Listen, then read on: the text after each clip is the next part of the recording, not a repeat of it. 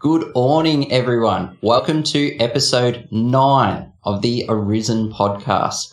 My name is Modangi. I come all the way from Australia via the power of a way vessel. The other fine host of this great podcast here is Mr. Floor 400 himself, Mr. 16K Attack, the most attractive man in all of Scotland, the Orna legend, Mr. Shabash. How are you, Shabash? Morning, Dangy. How's it going? Awesome. Awesome to hear your introductions are just as correct as ever. Dangy, some amazing news for our listeners and watchers who, for some reason, if they're not aware already, how does it feel, Dangy, to be the first official Northern Forge employee on the podcast? Mate, you know, we for a long time have been hunting for another Northern Forge employee to get on this podcast, and you know, maybe we'll have to keep the pressure on, but this feels pretty spectacular, I got to say, pretty special. I'm very humbled, very excited. This is a big deal. Yeah, it's the next best person we could get. Not too bad, I have to say. Yeah, no, it's absolutely awesome to have you on as always. Early-ish start for you. For me, it's a stormy evening here, red alert weather warning, so I won't be going out playing any GPS Orna tonight, but as you said, always got my way vessel there, only a short cooldown, so plenty of stuff to play with. And how about we get into it, Dangy? It's been a while. What have you been up to in the game? Mate, been up to plenty in the game. Now I've had something pointed out to me, and I'd be remiss not to notice it. I didn't say it. It's not only the Orna legend, guys. This is the back-to-back Orna content creator of the year on this podcast with me here. So yeah, that was a big miss. Ouch, that hurts. Sorry about that, Shab. Yeah, so in game. I mean, 3.0 went live, Shab, as you know. So we've been through an alpha phase and a beta phase, and then 3.0 went live, which has just completely shaken up the way that we all play this game, or at bare minimum, it's shaken up the way that I play this game. I've always been a bit of an Orna head and a bit of a social butterfly, if you will, at the same time. So now I have the opportunity to mix both of those things at once. My Orna routines used to be probably more focused on I will play this game socially once a week. Very fortunate to be able to do that. I have friends that live close by where we can catch up on a Tuesday night, go for a drive and hit a lot of dungeons together. And I still have been able to maintain that, although this month it's been more about raiding, which we will get to at some point, I'm sure. For sure. But what's changed on top of that is now we've got all of these theme dungeons, we've got way vessels, and there's a lot of incentive to go and hit these theme dungeons where we can find them. So what that means is I end up playing most nights, most days, to try and hit these theme dungeons as much as I can, which is absolutely sensational, really, really cool. So for me, it's been all about, you know, God forging my best gear, which is so much easier to do now. Not that it's easy, but it's just, it feels more controllable. It feels like you're actually going to get a God forge through effort. I don't know how you feel about that particular thing within the game. I think between the two of us, we both know I have slightly better luck with the old God Forgers than yourself. So, I mean, you're completely right, though. With obviously the value of the gods, you've got, like, what, on average 20-odd chances for God Forge, which is huge. But there's the couple of other dungeons, the Battlegrounds, which is, like, super juicy at the moment. And the Dragon Roost, which are, you know, natively they have the additional Godforge chance there. So, you know, really good to feel, you know, have those more options for Godforging now, rather than the 1.2 chances per, you know, normal dungeon or boss dungeon that whatever it is, if you're tier 11 or I don't know what the chances is, just super low. So it feels really good. And getting a team together, getting a squad together, hitting up these dungeons is super awesome, super fun. So cool. Yeah, I mean, so I can't even remember when 3.0 came out now. It's actually been a while, but certainly up until the start of this month, of course, with the Morgan sisters, was I was definitely focusing. It's good, you know. You can like focus if you've got a couple of pieces you want to go for. Yeah, you can focus Valley of the Gods. If you don't really have anything to go for, you can just ignore them and just, I don't know, chill out, do some battlegrounds, do some underworld portals, do scrolls, and then perhaps you need certain materials, so you can go grind out a certain other dungeon, you know. So definitely, just the amount of options now is just, it's just, I don't know, put a number on it, but it's a massive increase to what we had before, but just, you know, the normal boss dungeons, or even just normal dungeons. So been enjoying it for sure. And I'd imagine you'll have seen this perhaps. Well, to be honest, we both got eyes on a certain amount of this going on, but there's definitely a huge increase in people teaming up and organizing stuff and playing in dungeons together, eh? Yeah, it's really interesting to see that, like the interactions on the Discord. So obviously we've got the main Discord, but Honor Legends and even Kingdom Discords, there's a lot more interaction when people are going to start their sessions for the day, which is really interesting because the game was never like that. You'd come into Discord when you were done or when you were at work or whatever to talk about what I got recently, or to say, oh man, I can't believe you got one of those. I've been hunting it. So it felt really solo. It was a secular game where, you know, you were just sharing your own private experiences. But now people will start their session, come into Discord and go, who's around? I want to do these. Yeah. I've got a couple of dragon roosts at my house. Who's keen? And it's increased engagement across the board. Even things like follower sharing, I reckon the engagement's up more on that. And yeah, it's really, really interesting to see. And you mentioned the Godforge chances in other themed dungeons like Battlegrounds is a great example. We got a boss return, mate. Came back with his crown. What happened there with the legacy item? What's going on with that? You know, like we had a little bit of an internal discussion and we thought what would upset the most people at once. And we decided, this is a good idea. No, I think where that sort of lands is the event item was a very strong item, right? So the crown from that guy was like 50-something% at 200% quality, right? 50% ward, yeah. 50% ward. So that's huge. And for an item to have that and be available 100% of the time, it starts to get a little bit silly. There's no point chasing other event items, or, you know, you can understand why having a ward item like that available all the time might be a bit much. Yeah. During that event, there was a little bit of chatter about it'd be great if this guy existed forever.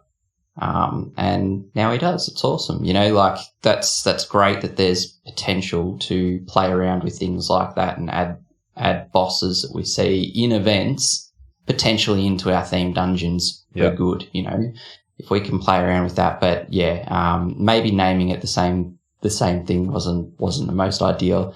That wasn't technically a legacy item. It was two items with the exact same name. Right. So there were two different items.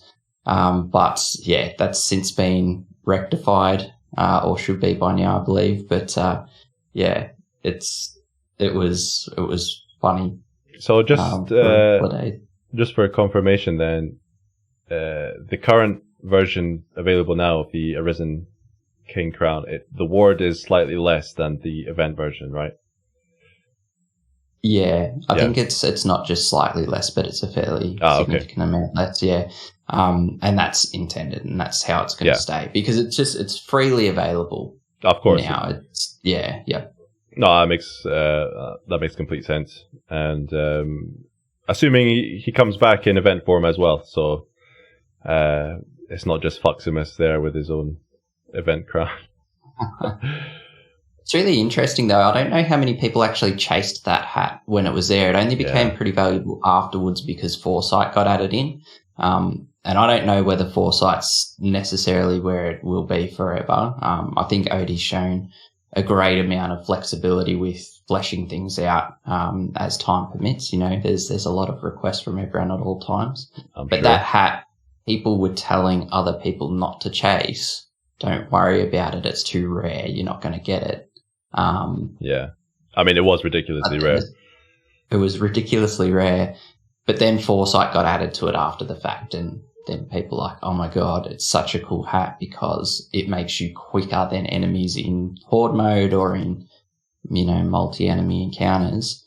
And it has ward. Because I think it's the only ward hat with Foresight. Yeah, before Adornments, I think so. Yeah. But I mean, it's pretty cool that the boss can come back to a themed dungeon for going forward. And we've got Godforge chances all over the place in those different themed dungeons now. Yeah, you got Arisen Baylor King, Arisen Dagda in the Underworld portal. Awesome to have that for the month as well. The Twilight Stone as well from the Dagd is super, super nice.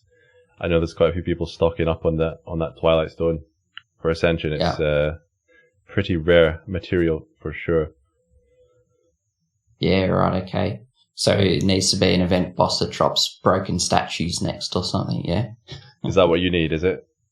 No, I think there's a few that I've seen out there. I think there's Fuximus and there was someone else. Was it Yokan maybe, who are both stuck on broken statues at the moment, and it's painfully difficult to get.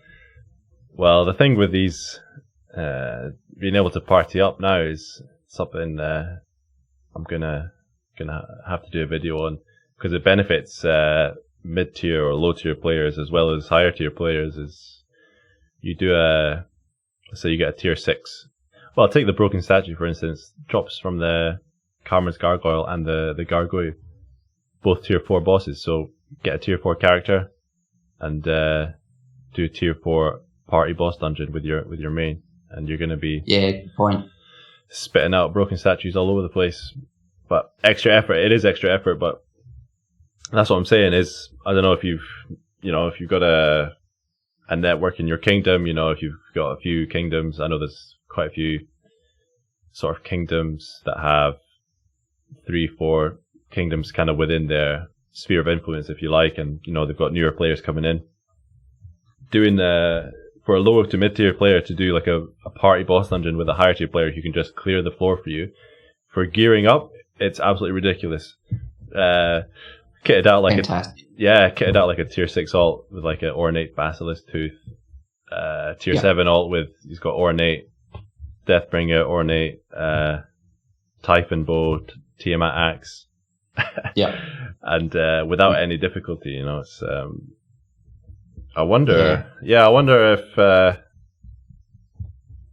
don't know. Wonder if you have any kind of comments on that from not breaking the game, but it's definitely easy to gear up. I mean, I don't know how many new players are really gonna ask. Team up with a higher level player. At that stage in the game, and get a big weapon easily. I mean, I don't. You maybe know even more than me. Like you're the famous Shabash, so you might be getting requests left, right, and center. I can tell you that I personally don't get people come to me and say, "Can you run me through stuff?" I could say with a great amount of confidence that if I had lower tier players asking me to run them through stuff, I'd be quite apologetic, but say, "Look, I probably want to play my game. I want to do my thing, and this isn't the thing that I need to be focusing my time on," because in Orna, you have to spend so much time to accomplish certain, even smaller objectives like, Godforging your stuff or trying to get the perfect roll of an item or whatever it is. Any amount of time that you waste going and doing a task that you don't really want to is pretty unlikely. I do with my wife occasionally. She's tier 7, I believe, and she runs out of keys every once in a while. Oh yeah, nice. So she's like, "Can we run some boss dungeons so I can get some keys?" And we do that for a night, and then she's stocked up on keys to keep playing, which I think is cool.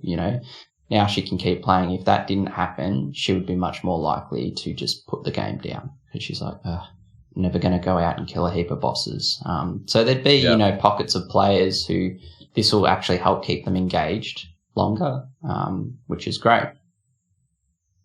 I think in other games it's quite common for lower tier players to ask for a rush or whatever like that. I wonder if that might happen a bit more going forward now, because there is a benefit there for the higher tier players purely down to like the essential materials, for example, I'm on Silphium right now. I need 2500 Silphium. So tier 6 boss dungeons are just way better than anything else out there for getting Silphium. Yeah. So yeah, if there's well, potentially, but as you say, it's about if you've got the time to do it, if you've got an hour to play, do you want to do boss dungeons or do you want to raid Arisen Morrigan? Don't know. That's right. And so if it fits within your agenda, then that's probably fine. Like doing that T6 boss run, 2500 Silphium, a few hundred times, to get your Silphium. But, like you could do that a bit. You're still not going to complete the game for that player. They're going to have a lot to do outside of that to keep progressing. And even if they sit with you through the T6 dungeons, you're not then going to run T7 boss dungeons for them, T8 boss dungeons. I think there'll be circumstances where people will do that. They'll mainly do it for their alts, I'd imagine, or they'll do it for a friend. But I don't know how game breaking it is. If anything, they're just risking their friend getting disengaged if they've never played the game. If they just coast the whole way to tier 9 and 10, that would be a shame for that player's experience. But I haven't seen it. I haven't heard it. Cool. They would miss out on the Frost Troll experience potentially.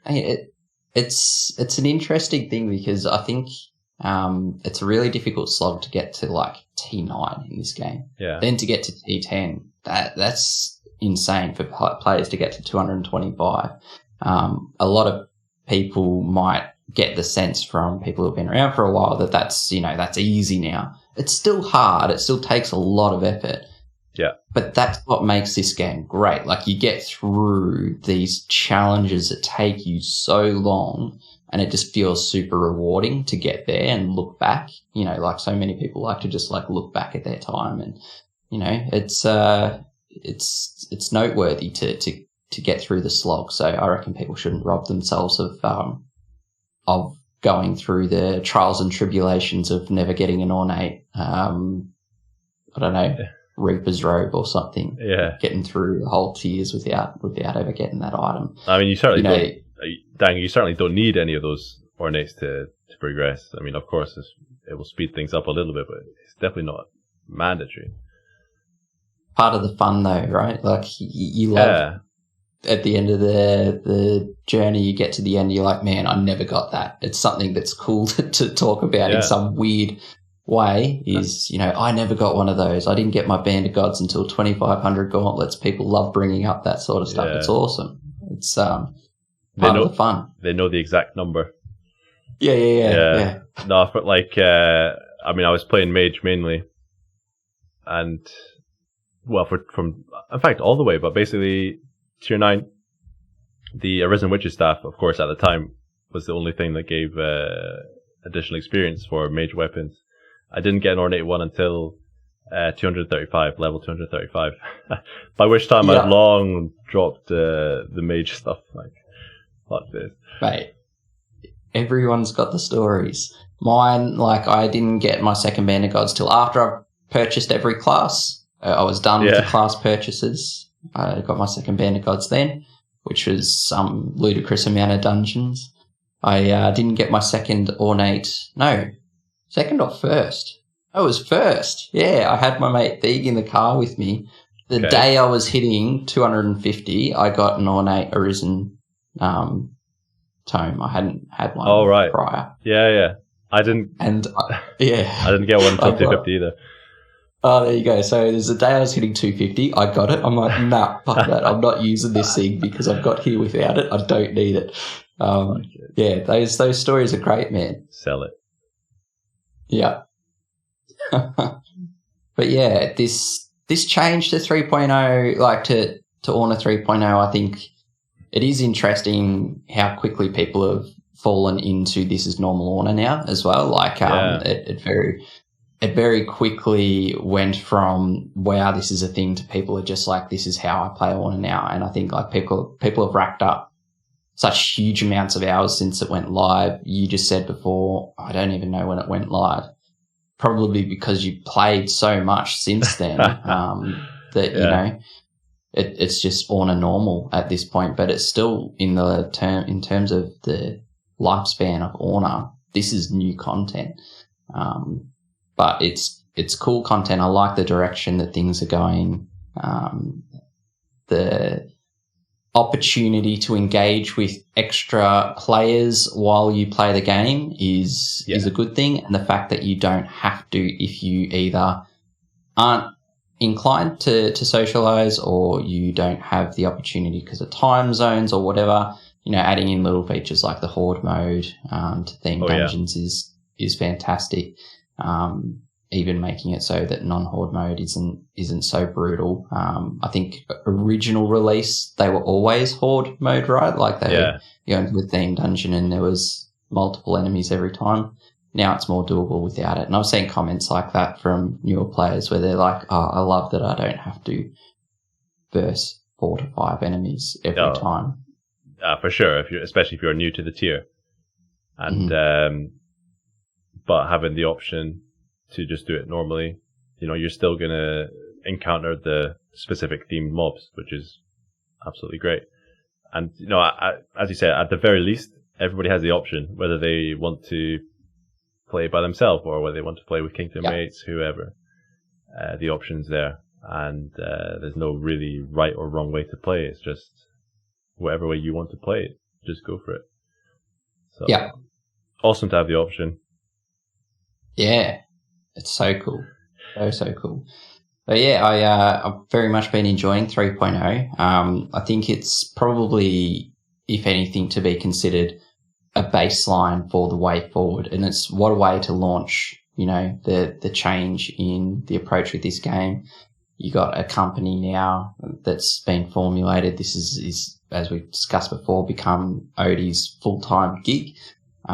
So big release for that full-time gig. I think en masse really, really appreciated the content additions there, and good baseline to move forward into the future with what could possibly be added to this game.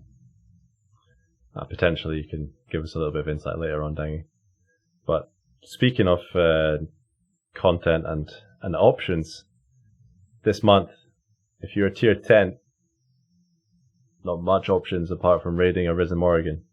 How's your raiding been going? Are you sick of raiding? Have you got what you wanted before Santa comes? What's the story? Yeah. So the Morrigan sisters are actually great raids across all tiers just because of the gear. It's so good compared to other gear in the tiers. But yeah, tier 10 in particular, there's a large focus on make sure you do Arisen Morrigan because the gear is sort of unmatched. In some ways, the weapon slots in particular, like if you get a weapon from Arisen Morrigan in Arisen Fae, then you're pretty much set. So yeah, for me, I could raid this thing all day. And we've had quite a few days like that, where we've gotten through, 100 plus Arisen Morrigan in a single day, which is probably, pretty crazy to think for some kingdoms. We're in a fortunate position in Trolls in the Socket where we saved up quite a few orns. I think we had like 15 million plus at the start of the month. and went through a lot of it pretty quickly. And then we got to 3 mil, and I think people are a little bit more tired at the moment. But also people are not wanting to burn everything because we don't know what's coming next month. And they're like, we want to make sure we don't have no orns.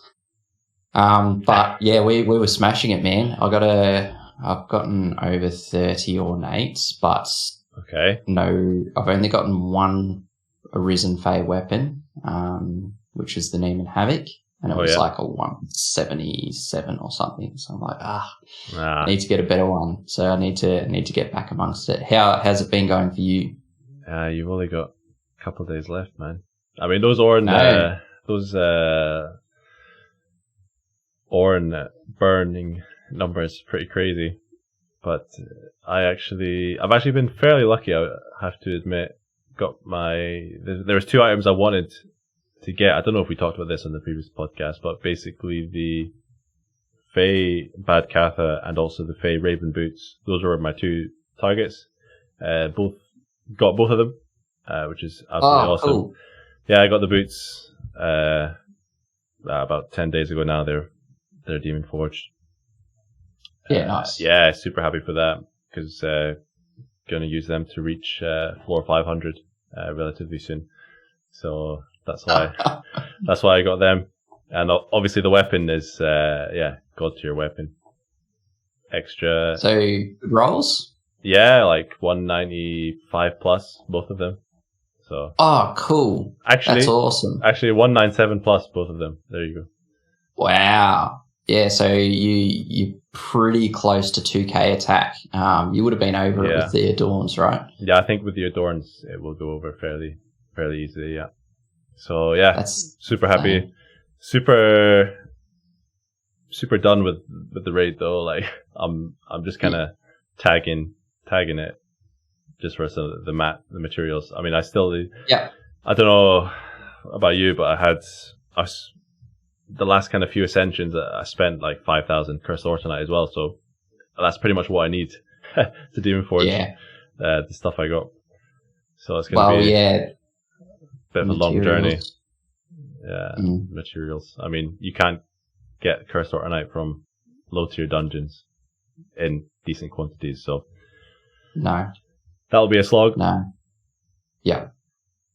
The raid materials being included in Ascensions is one of the more brutal ones. Every time you get a raid material, it hurts a little bit because you know how much effort it's going to take to restock that. I think Solarite was your one, right? You've had it a few times. Yeah, I'm on it again. I've started playing Deity, and I got to Ascension 2, and then Ascension 3 takes Solarite, and I'm like, oh my god, I've had it so many times. I mean that's honestly worse. Yeah. Like you start ascending something else, you get like 3 ascensions, and then boom, you're hit with the same material that you need.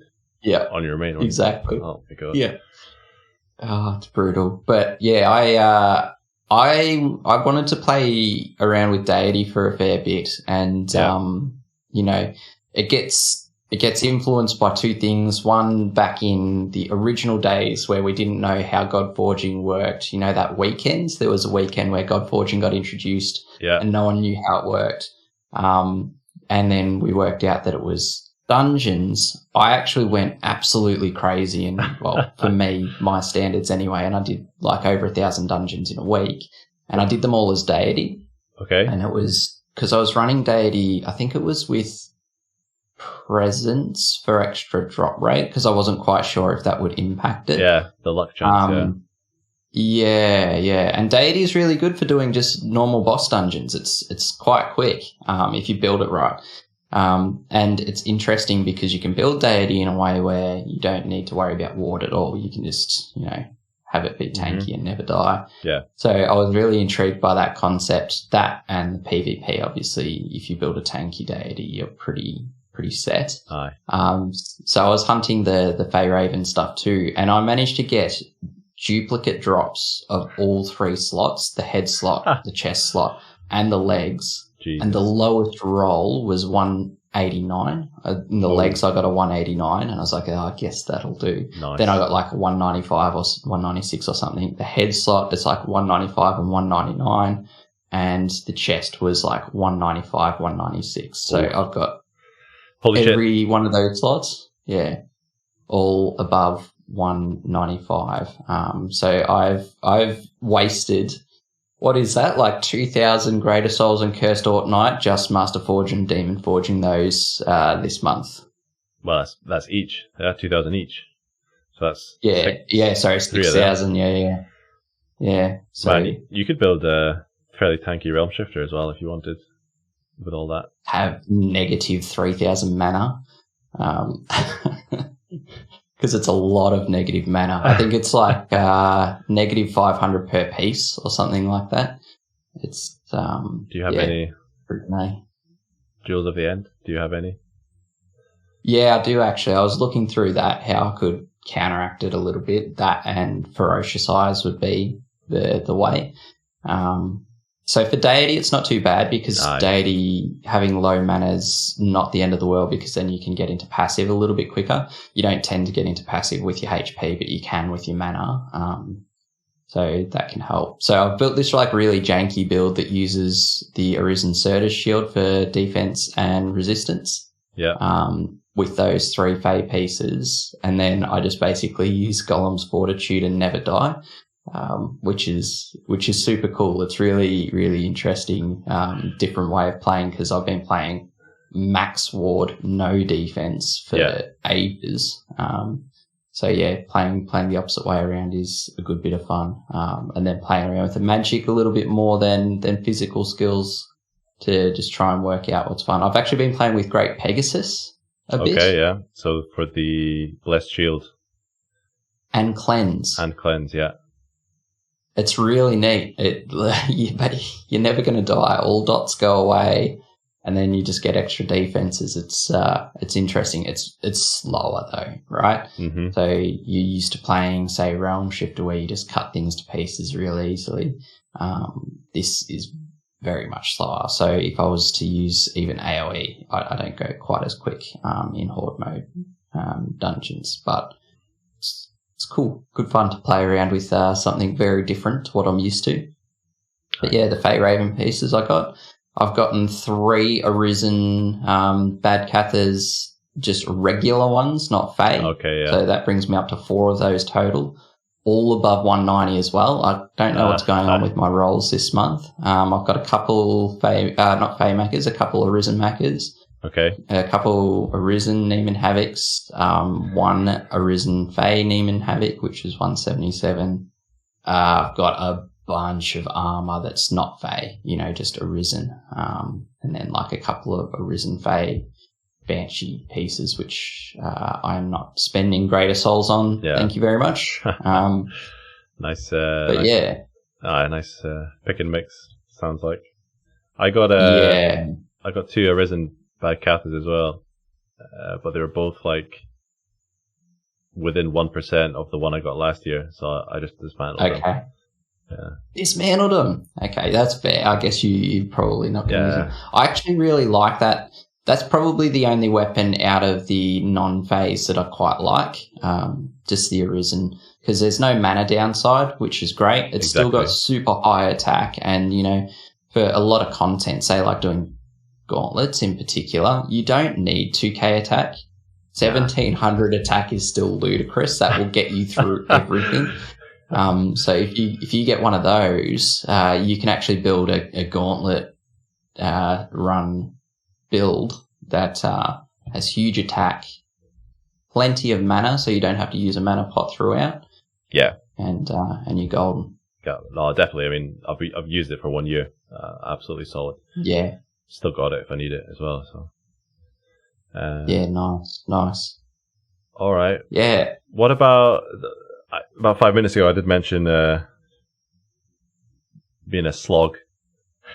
Been a long month because a lot of the higher end of players they will save up their activity for this month because the stat gear, especially the weapons, is just insane. The rest of the sisters. They are a slog, aren't they, for relevant tiers? I mean, the gear is obviously really strong for the relevant tiers, but I don't know how you feel, but I think just the HP on these sisters is way too high. And I don't know how it is in, lower kingdoms that even their average level, let's say, is 150 or something like that. I don't know how often they're killing these raids. Yeah, it'd be interesting to sort of hear. You're not seeing it come up a lot. Like, it does come up that people say these are too high, too hard for me to deal with. In the sister kingdom for Frost Trolls, it seems like they're getting through quite a few raids this month because they cracked the top 100 for the first time and then have kept climbing up due to raids, which is cool. I think it's such an interesting balance, right? Because there's eternally a complaint of this game's not hard enough. So if you throw one sort of fan service month in of let's make a really tough month, then people do the opposite. So where's the balance, and what's the true representation of what the masses think is? Should it be tough for 1 month, and as a result you get the best gear for the tier, or should it be more balanced? Bring the gear down, have it be just about the same challenge as normal. Yeah, I think the biggest standout one, a few comments in the chat as well, is the tier 8. 16 million HP. It's a little bit. I think this one is a little bit too fat, maybe. But. Should these be an event raid forever, or should they be like world raid ones? Or no, I don't think so. I think the theme of this event is super awesome, and going back to last year, I think if I'm not wrong, this was.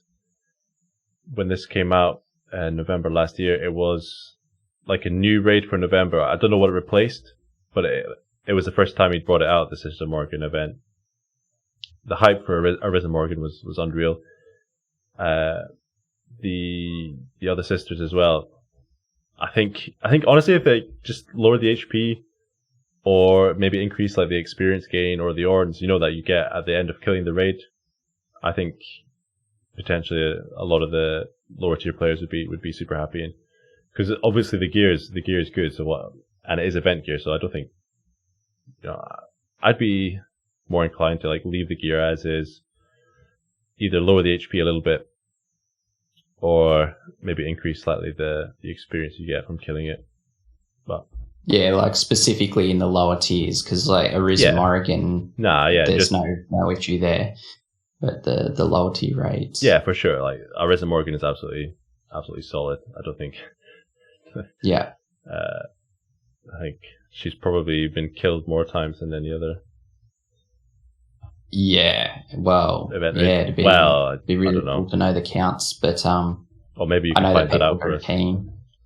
Yeah, I know people are very keen to hit this thing. They kind of get it drummed into them a little bit, don't they, through their journey? Like there's going to be an event in November that you will want to hit. Yeah.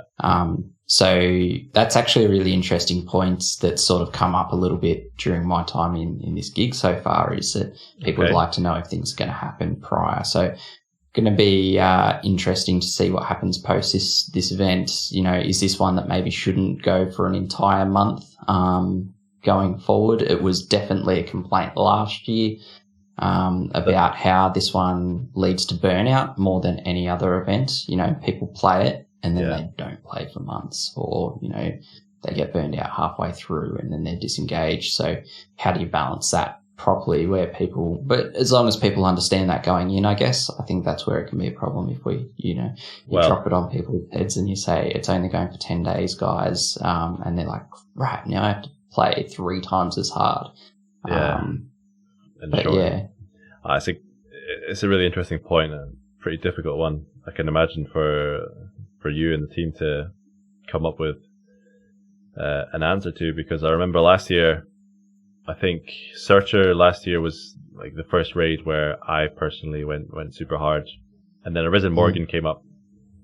And to be honest, I think myself and a lot of the people in our kingdom really hadn't recovered that much from Searcher, especially the guys who maybe didn't get a really good drop from Searcher as well. So right. I remember going hard initially, Well, of course, this time last year, a lot of people were not as geared as we are now. So yeah, it was much bigger effort for, less kills overall. Yeah. But I remember like the fallout from Arisen Morgan last year was pretty heavy for me. I didn't play that much for a while after. This year now, I think because also the Kingdom Ornn cost is halved from last year. There's kind of higher turnover, I think, all around. People can kill her much, much faster. So you're going to get the gear much faster. So I think it's probably, relatively less chance of people burning out potentially. But I think asking the question to the community that you did, in order to should we extend the event or not, it's, from my perspective, it's awesome to see that, just engagement and ask the players what they want. Obviously, you're not going to please everyone, Thank but you. you're not going to please everyone, of course. This is an impossible task for you, Dangy, as you know. But yeah, I think asking the question and actually committing to it, I can't fault that at all. Mate, I think that was a really interesting one. And for full context of what was happening that day when it dropped, I was on a train to the city and I was getting intermittent signal, and I'm just seeing people get a little bit, caught off guard that this isn't going for a full month. No, the first thing was that it wasn't in the Kingdom raids. They were like, what the hell? We've just saved Ornns for a year. And now it's not in the Kingdom raids. And then, obviously insert all the commentary around what is the chances of getting an ornate if I have to use all my scrolls. I didn't know I had to save scrolls for this, blah, blah, all that sort of stuff. But this was the coolest thing on a personal level, but I think also for our community, which we haven't really got the opportunity to do before, is we got to have a separate conversation. So we pulled it out. We pulled it into a thread, let people have their say, right? Yeah. And watch what's happening and go, what do they actually want? We'll try and work with this, get a direct line in with Odie, who's also just watching things unfold and making sure at the core of every decision that guy makes is definitely not to upset the community. It's more about keeping them engaged longer term, right? He wants them to have fun for the longest amount of time possible. So the decision making is always pure. But what's really cool is we had this great opportunity to go, all right, this seems to have not landed right. Let's try and work with everyone and see what they want. And you're dead right. There's going to be people on either side. When there's complaining, the quiet crowd is very often the crowd that's okay with where it landed. I'm sure. But then once you flip that on its head and you say, okay, so let's sort of cater to the people who are upset right now. We'll do a poll and we'll see what happens. On the other end of that, there's going to people who go why did you flip on that? That was perfect what you did.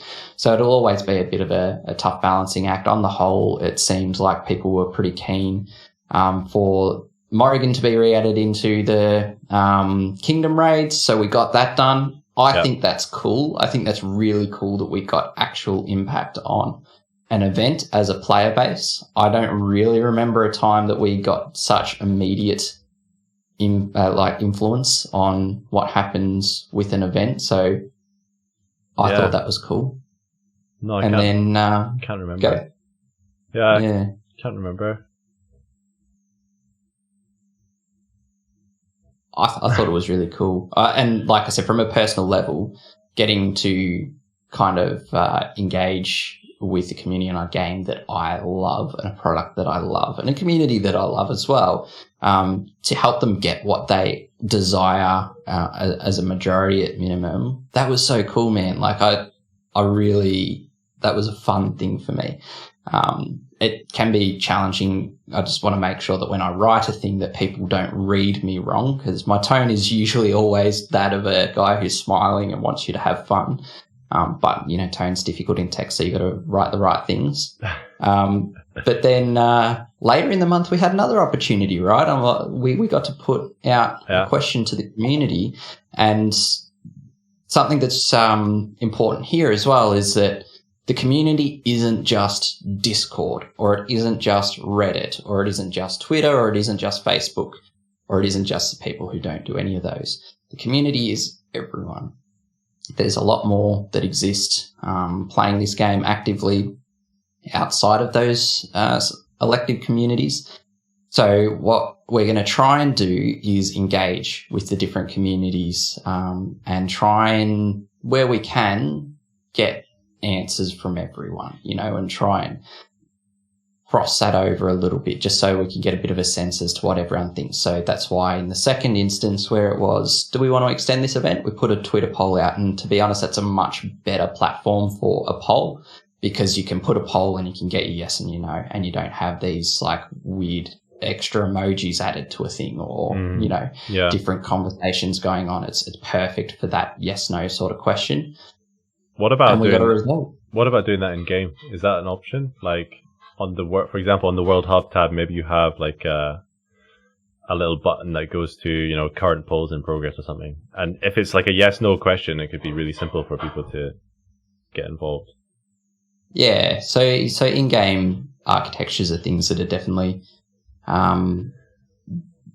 they're being discussed at different times, right? That's not something that hasn't been thought of, if that makes sense. Okay. For a quick turnaround, though, that's not something that would be as easy. Yeah, sure. You can put a tweet out and get answers right now, or you can spend the next few days building something into a product that you then have to teach people how to use. So it's probably a longer term solution potentially.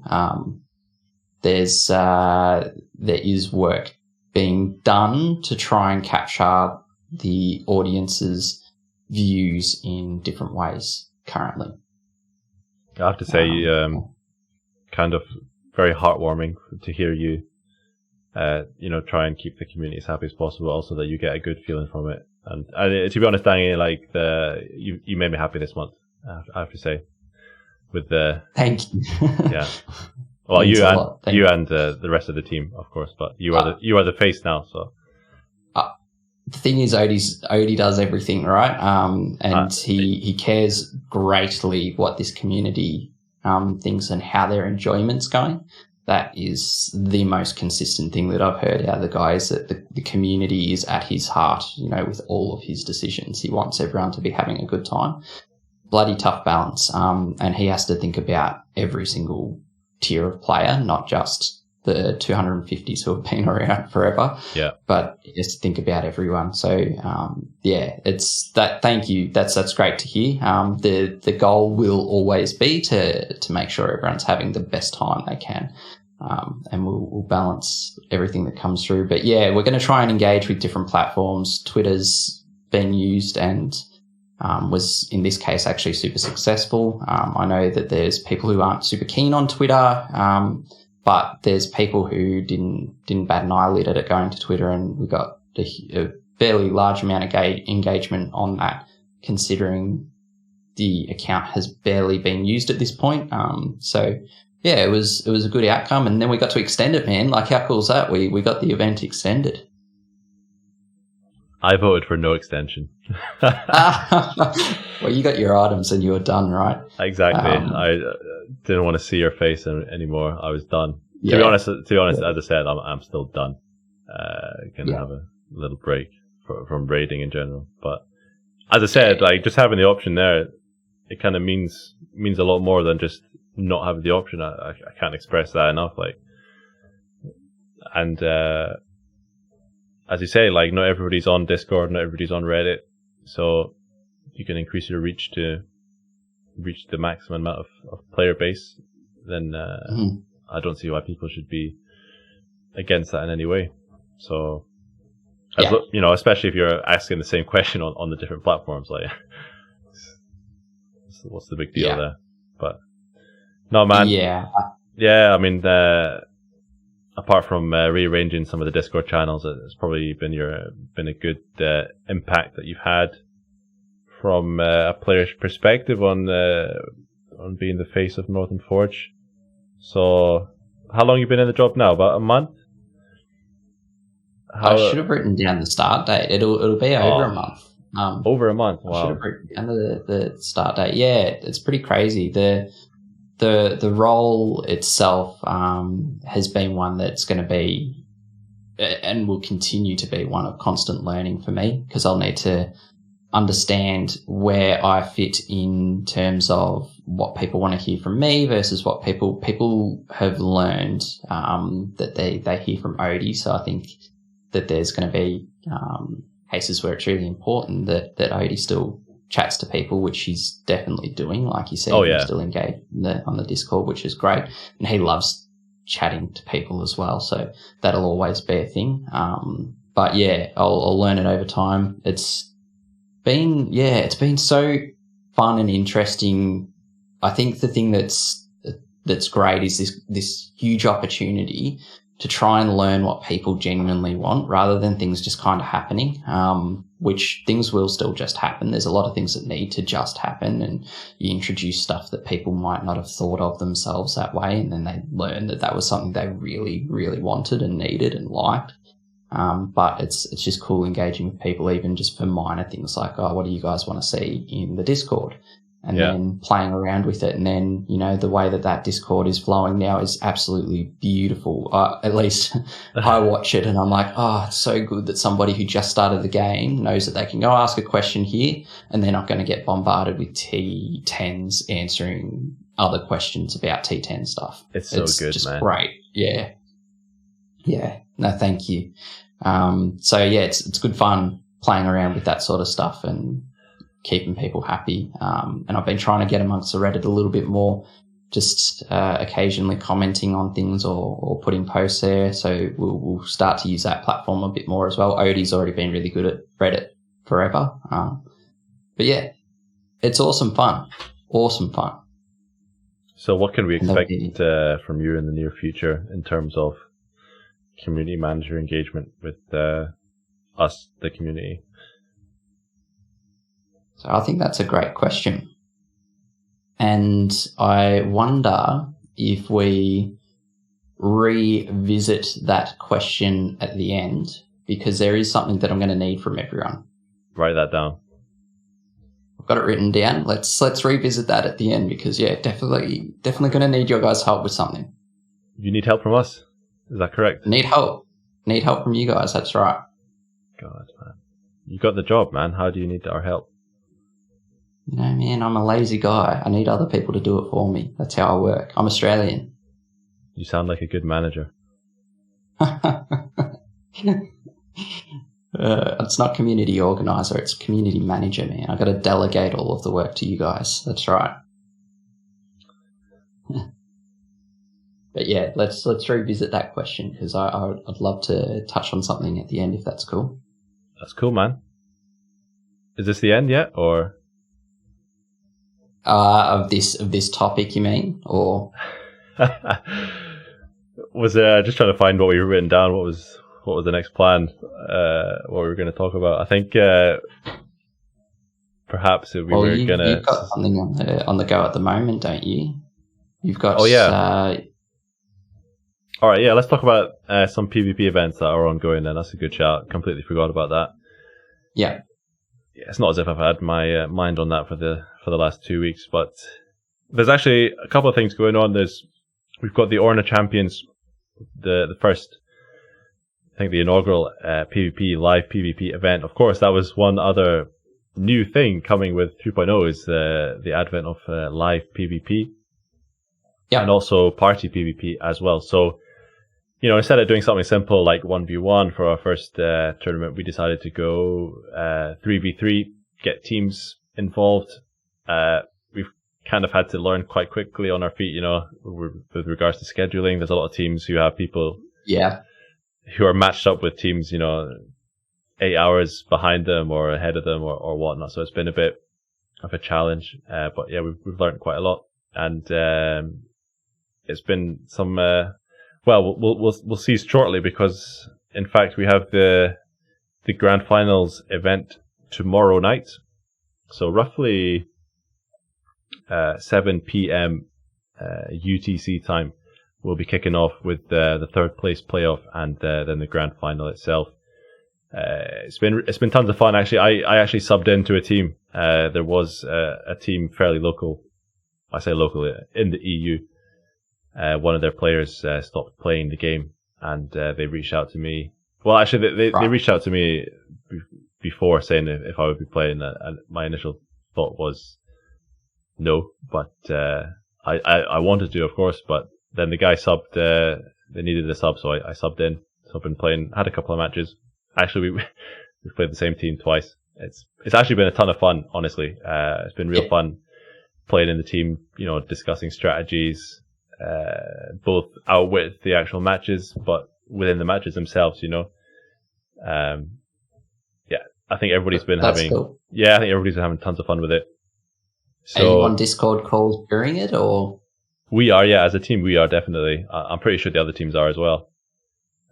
You gotta, cool. Yeah, you gotta coordinate who you're hitting next. To be honest, what we found is, perhaps you'll see it in the live tomorrow as well. It's like what we found is at least at tier 10, because the teams are mainly end game, and there is no currently cross tier matchmaking available. But what was an RNG fest, 1v1 is multiplied times 3 and perhaps even a bit more. It's it's pretty crazy. The second chances, the misses, right. The quick cast from those sequencers. It's super exaggerated. I'm not sure if this was expected from Odie, but it's certainly there. That's at least what I've come across so far. There's not. To be honest, we've tried. Yeah, go ahead. Have you captured much footage throughout? I've had some technical issues. I've captured like a set here or there.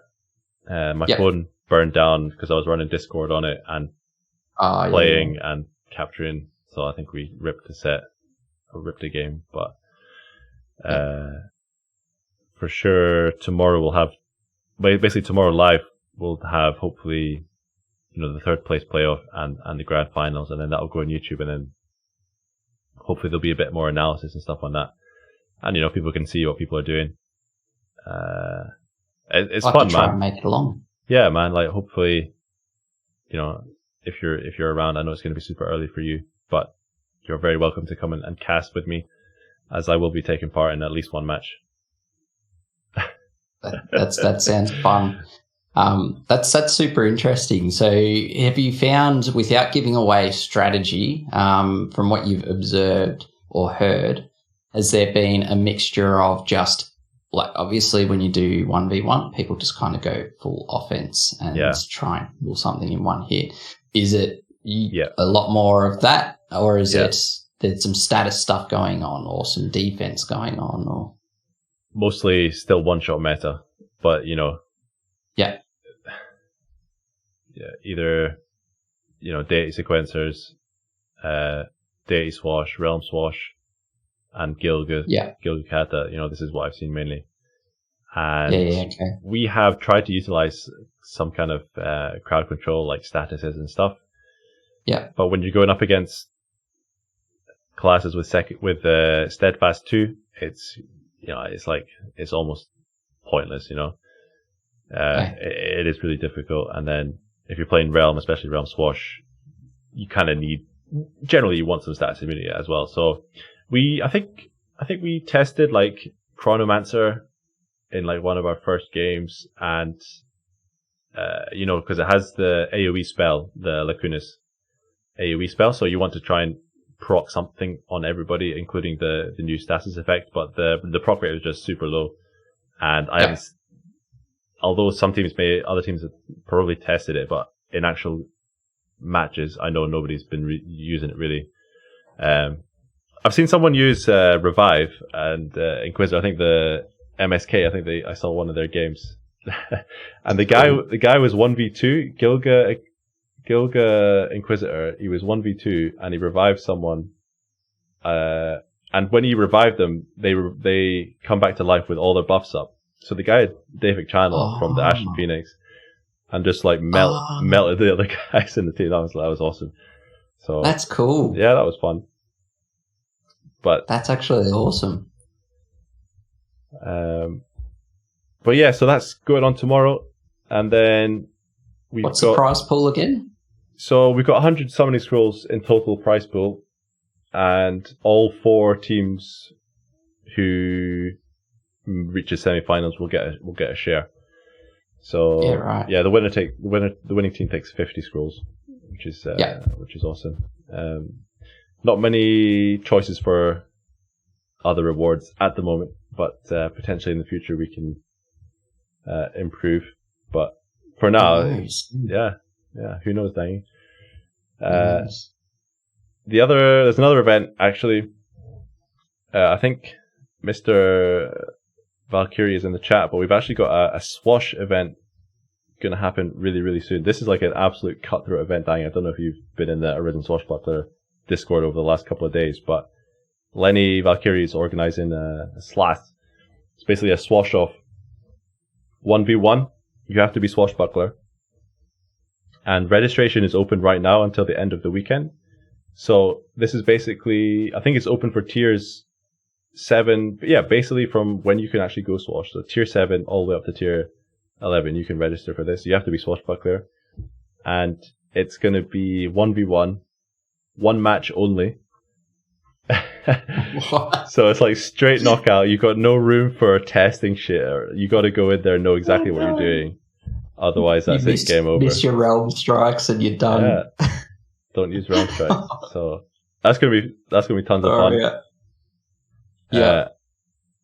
There's a link to the Arisen Swashbuckler Discord in the main Orna Discord as well. So it's kind of very easy to get to. So any Swashbuckler players listening in, definitely go and register for that. So do you have to have the Swash passive up, or do you just have to be the Swash deck? No. There is a certain rule. You have to have the Swash passive. You have to have less than net 100 defense on your gear. All right.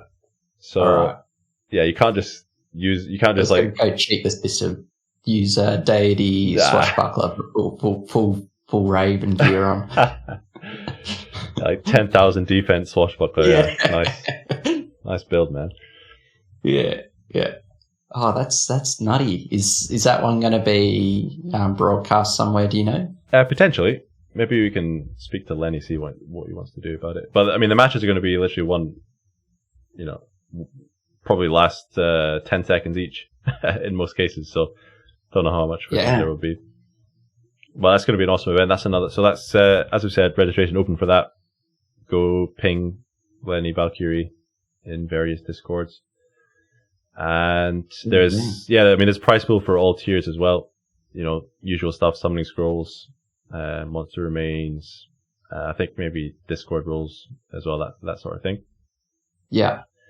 Yeah. So that's going to be happening, and then finally, we are also with Orna Legends. We are organizing. Oops, I seem to have orientated myself in a slightly do the sideways pod. Yeah. Everyone can rotate their phones. Okay, I think after an hour, I just kind of go 90 degrees. So. And you're frozen too. Alright, bear with me, Dangy. You can. Don't know how much you know about the event I was going to discuss there, but basically, yeah, we're doing cool. Yeah, I mean, those two events are going to be awesome, but we're also doing we're also going to start a 1v1 event with Orna Legends as well, so that's going to be tons of fun. Yep. You guys churn out the events. Yeah, why not? Why not, man? Event. No, it's good. It's good. That sounds crazy. That Swash one. I'm really keen to see this Orna Legends party PvP one tomorrow. The finals. We'll see how that goes. All of this sort of stuff, obviously, getting the community involved is just fantastic. Now it can be difficult cross-tier, right? So you guys had a bit of challenges with your tourney because obviously higher tiers are more likely to win. And then how do you, But also... and the matchmaking, Yeah, of course, higher tiers are more likely to win, but then the matchmaking doesn't work anyway. Like if between, at least if you're in a party, tier 9 can match with tier 10 currently. I think they can. It's just they need to be within 10 levels of each other. Okay. But So, I don't know. We tried. so like 224 could match with 225. But yeah. I saw that Odie said that the matchmaking works as it does now, so I don't know if that's true. Yeah. Anyway, we unfortunately had a couple of teams had to pull out because they had tier 9s. But maybe what? Oh, dang, he's dropping down. Hang on. Where's my thing? There we go. I'll try and hold on to the edge of it. Yeah. I'm trying to get it. There we go. Hang on, mate. Hang on. Bear with me. You're falling. It's all good. I'll sit high in my seat. The other thing that's awesome. The other thing that could work there, Dangy, is currently you can challenge allies, right, to a 1v1. Potentially, if we could challenge in a party to, across tiers and whatnot, that would be good. Yeah. I think you'd mentioned like some way to actually control the matchmaking for specifically tournament sort of stuff. It'd be an interesting addition. Actually, one thing we haven't even spoken about, mate, in terms of workload for the Great Men, we didn't chat about the survey at all. Oh, wow.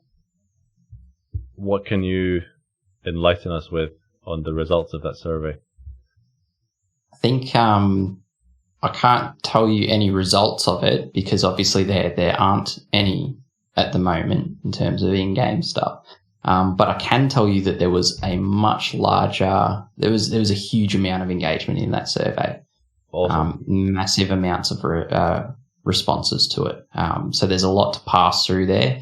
And I know that Odie already had some ideas in his head about some things, and then getting that community engagement on some other stuff. That's very focused on endgame. Okay. At least the responses would indicate that the stuff that's in the middling tiers is probably sitting about right, or there's not much to change, I guess. But there's a huge amount of responses from endgame players about endgame stuff. Oh, I don't have to climb anymore. So yeah, there's a lot to pass through there for sure. No, that's awesome, man. Definitely awesome. I know there was a lot of chat, people, writing sort of dissertations on what they would like Heretic to be and Beowulf, etc. Yeah. So, no, I mean, for sure, anyone can go look at the leaderboard and check how many Heretics do you count on there, Yeah. Maybe I think 3. I think with this one, what's good, obviously originally on the roadmap it said November balance patch, but with the volume of responses, I think it's probably pretty important to not rush the outcomes of that and to instead spend the time to get it right, because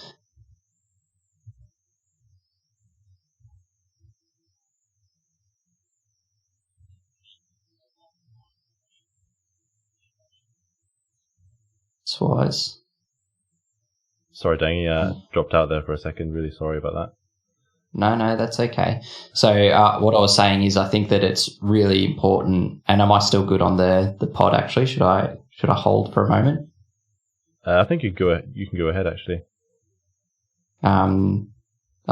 Does the stream hear me? Can hear me? Great, awesome. Of course. So I think what's really important with this is that the time is taken to go through it and get it right rather than rush it. Although there's obviously voices out there who are like, I was hoping that this would be quick, or I was hoping that this would be done now. I would imagine that they would be more irritated with it being done wrong and quick than right and in the appropriate amount of time. So I think that it was probably a good move to change that from November balance patch to,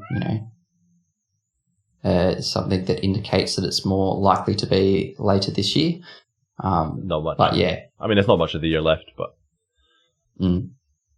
No, 100%. Like, take a bit more, take a couple of extra weeks or get it as good as you can rather than,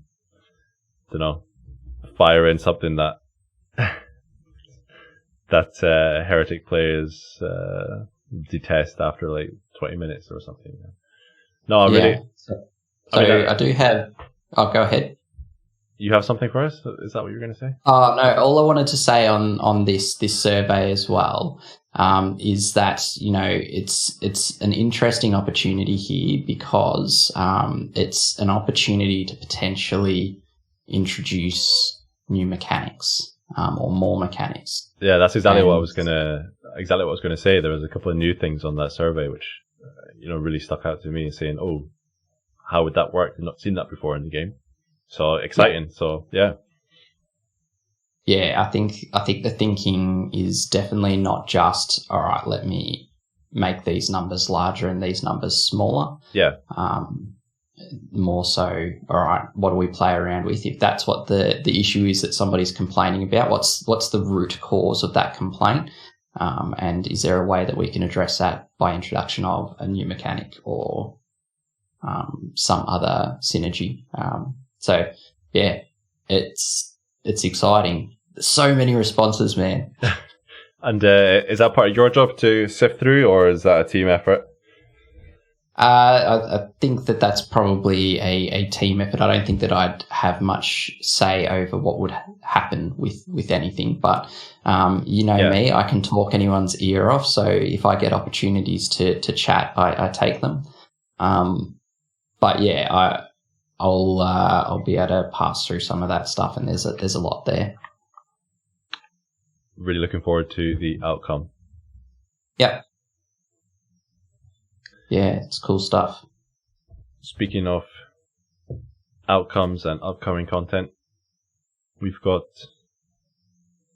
December upon us very shortly. For you, that means sunshine, barbecues. For me, that means about 1 hour of sunlight, waking up in the dark, going to work in the dark, coming back home in the dark.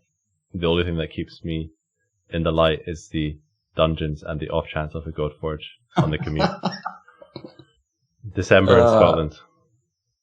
As I said, it's blown an absolute hoolie outside. It's absolutely wild today. Yeah.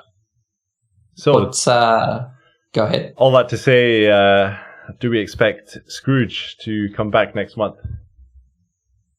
What do you think?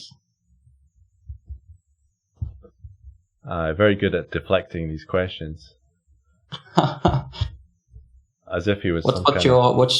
What's your hunch of what might come next month?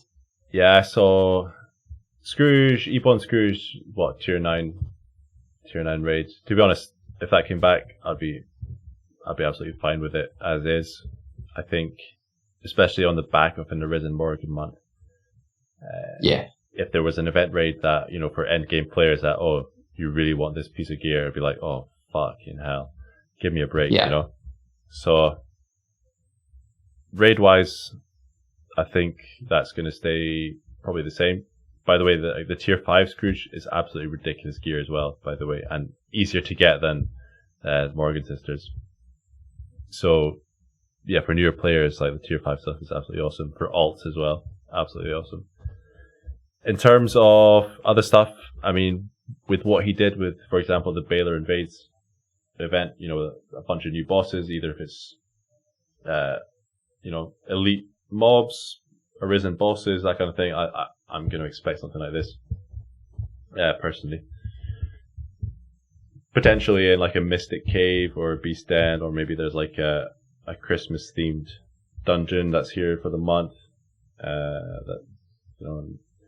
or when it snows, there's a new reindeer mob that drops Silphium or something. I don't know. Yeah. It's something that is hard to get, right? And you say Silphium specifically. maybe a reindeer mob that drops Silphium. Maybe 10. Oh, here's something for you. Maybe, there's an event mob of some shape or form and it drops a present, a consumable present, and you open it and you get 10 materials or 10 random stuff. That'd be nice. There you go. So yeah, I think that Scrooge boss is a really good boss, right? Like it's one that's friendly to multiple tiers. It's not overly challenging. There's some cool gear that comes from it. So I don't think there's any desire from people for that to not show up. They quite like that boss. It's solid. But yeah, I think there's definitely been a trend lately of playing around with themed dungeons, which is a great space to operate in now that they're introduced into the game. So I would probably expect that gets played around with a little bit. That wouldn't be a great shock to anyone. But I think that maybe there's some special stuff, maybe multiple days of special stuff coming. So I'd say keep your eyes open. Have a look at your bestiaries. Maybe save a couple of Kingdom Orns. Could be a bit of fun. Wow, multiple days. Check your bestiaries. Save some Kingdom Orns. Is that cryptic enough? I'm not 100% sure. Can you tell me exactly what I need to do next month? Oh man, that's awesome. You know, yeah. No, I was just gonna say 1 minute past 12 UTC time, 1st of December. We're gonna have a heap of people offering these new things from the bestiaries, I'm sure. Especially in that new pet sharing channel on the main Discord. Good job. Yeah, it's good that there's something there finally. Not to take the shine away from Orna Legends. We do have that channel there that people can share their dungeon sharing or looking for group channels. So hopefully that gets a little bit more direct traffic as well to our communities who are helping the community grow. But yeah, the various ways that you have to monitor that sort of stuff, keep an eye on them for sure. So what's your favorite? Interesting month. What's your favorite Christmas spice then? My favorite Christmas spice in regards to, I'm not quite sure what the question is asking. Sorry, man. Oh, you had a bit of spice for us, right? You're saying, yeah. Okay. I think the multiple days of things is probably where I want to leave it. Maybe there might be multiple different days of different things. So it's going to be cinnamon one day, nutmeg the next day. Yeah. Okay. Yeah, something along those lines. I think it's going to be a fun month for people. Then they'll see it when the event calendar goes live, I assume. It'll sort of show what's going on there. It'll be a packed month. It'll be a fun month for sure. Well, you heard it here first, guys. Yeah. So yeah, I'm excited for it for sure. It's going to be a good bit of fun. Well, if you're excited, I'm excited. That's it, mate. I wouldn't let you down. Exactly. I knew you were going to say that. Yeah, no, it's going to be good fun. And I think we've got the potential now as well. And I think that we're probably at the end of our topics. Are we, Shab? Because I want to ask something of the group. Ask away. If we've sort of hit the end. So I think the events is a really interesting space to play around in. I think that we have potential to maybe mess around in the shorter term event space. Do we have events that run for a weekend, or do we have events that are a week long? Do we want to play around with the rewards for events? And I'm really intrigued to hear what people have to say on this. So what I'm going to be doing is I'm going to be putting a Reddit post up sometime today, so sometime within the next few hours, and I'll link it to the Discord and the Twitter so that people can find it. But basically what I'm going to be asking is for people to have their thoughts on what they'd like to see around events, what would get them excited, revved up to play? Is it that they want to do an event that is, PvP or fishing or whatever that rewards actual in-game items? So you get a cool re-sprited weapon or something. There's a lot of space that we could play around in that could reward people some cool, unique stuff. And we want to have a think about or listen to our audience, I guess, to see what they would like. And what this might do also inadvertently is give us a list of future ideas that we can play around with for good. So I think take the opportunity seriously, because the development team will very much have a look over this. So I'll be putting up a Reddit post, like I said, sometime later today to get a bit of feedback from the community. That's some amount of spice, Dangy. In-game alternate sprites. Sign me up. That could be an option. Yeah, how cool could that be? If you got a weapon that was a little bit re-sprited, then you get to flex that on every Triumph and Tragedy channel that exists in every Discord whenever you get the opportunity. Yeah, that's good. Just come and get banned. That's good. That's it. So, people see your special thing. What did I need to do to get that? But yeah, I think there's a lot of options out there, and just to get some thinking going, is it that we play around with factions, right? Do factions need to compete against each other, or is it that factions should factions do certain tasks, like Stormforce need to complete 10,000 quests over the next 3 days, and then everyone gets an Orns bonus for the next week? Or, is there there's a lot of scope there.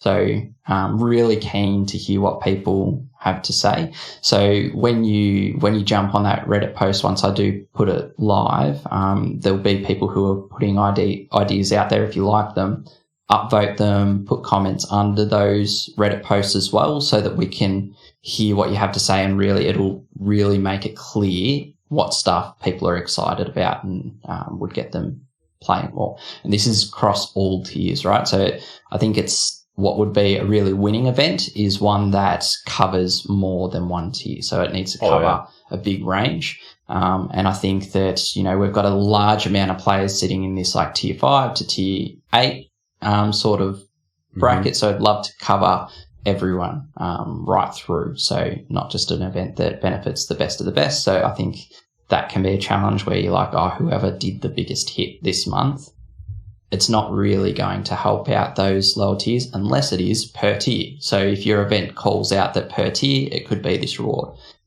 Could be consumables, could be whatever. But yeah, we have the ability to play around with in-game rewards for sure. That sounds absolutely epic, to be honest with you. Can't wait for some of those stuff to hit the game and go live. Faction stuff sounds awesome. Of course, there was faction wars, I think, on the roadmap for a large length of time. But those, something like that. It kind of sounds really simple, doesn't it? Like the entire Earthen Legion has to kill X amount of mobs over the weekend or something. Then you get X bonus for the next week or something like that. Yeah. That's absolutely awesome. And little things like that, gets people, pumped to play and stuff like that. But yeah, I think so. Yeah, for me personally, it's definitely some kind of, especially with these PvP stuff we just started doing, some kind of PvP event with, I don't know, whatever it is, something simple, titles or a different sprite.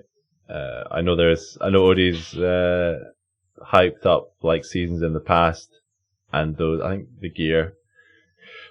You had like different sets of gear if you won that. Yeah, that's right. Yeah, I mean that's the Olympus gear or something like that. Olympian gear, yeah. I mean, I don't know if that's on the table in the short term, but something similar like that would be awesome for me. But even just small wee things like working collectively as players in the game to a certain target. Yeah, very cool. Yeah. So I think things that go things that don't require a bulk amount of translations are things that could get done a lot quicker. So if people come up with event ideas that require a whole heap of additional gear to be added into the game, or a whole heap of extra text to be added into the game, that's the harder turnaround because you've got to get everything translated as well.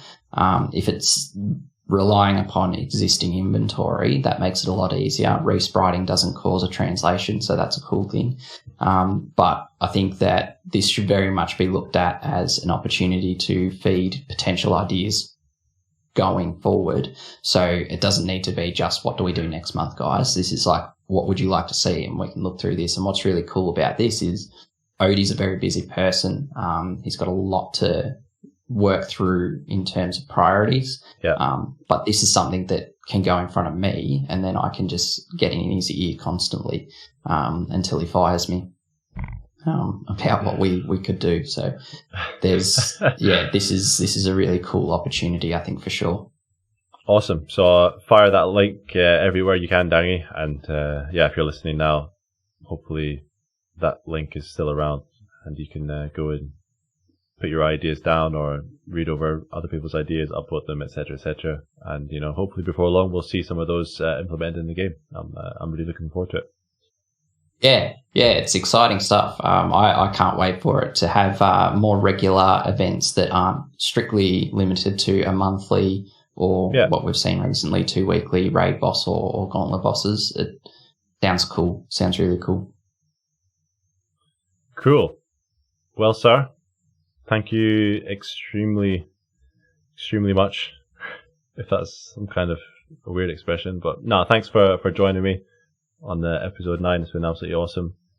And I'm super, super hyped. We actually got an official Orna employee on the podcast. It's only took us 9 episodes. How's that? Right? That's pretty cool. No, well, it's been great, man. And apologies for this being a bit of a delay between the last one and this one. For those listening, I know that there's a lot of people who really enjoy this, and we absolutely love making them. There's often competing priorities which hold us up a little bit, but we're definitely committed to the cause of doing these podcasts long term, I think. Thanks for bearing with us, and always good fun. Good morning, and we'll catch you next time. Dangy, been a pleasure as always. Everyone who was in the live show, thanks for joining us live. And if you're listening to this on YouTube, Spotify as well, thank you so much for engaging. As you can tell, our new community manager is really keen on engaging, and recommend checking out what's happening around. There's definitely a lot more buzz around now that he's joined the team, I reckon. There was already loads of buzz, but Dangy's good at taking it to the next level, I think. So, thank you, mate. Yeah, pretty jacked for this opportunity, to be honest. Pretty excited. So I think let's take it seriously, guys. I'm definitely keen to hear from you and keep everyone pretty excited to play their favourite game. So, we'll get a link out soon, and there'll be more of this sort of stuff coming, mate. Exciting times. Awesome. Well, I'm Shabash. Thanks for listening, everyone. Dangy, take us out. Thanks, guys. Catch you later. Bye.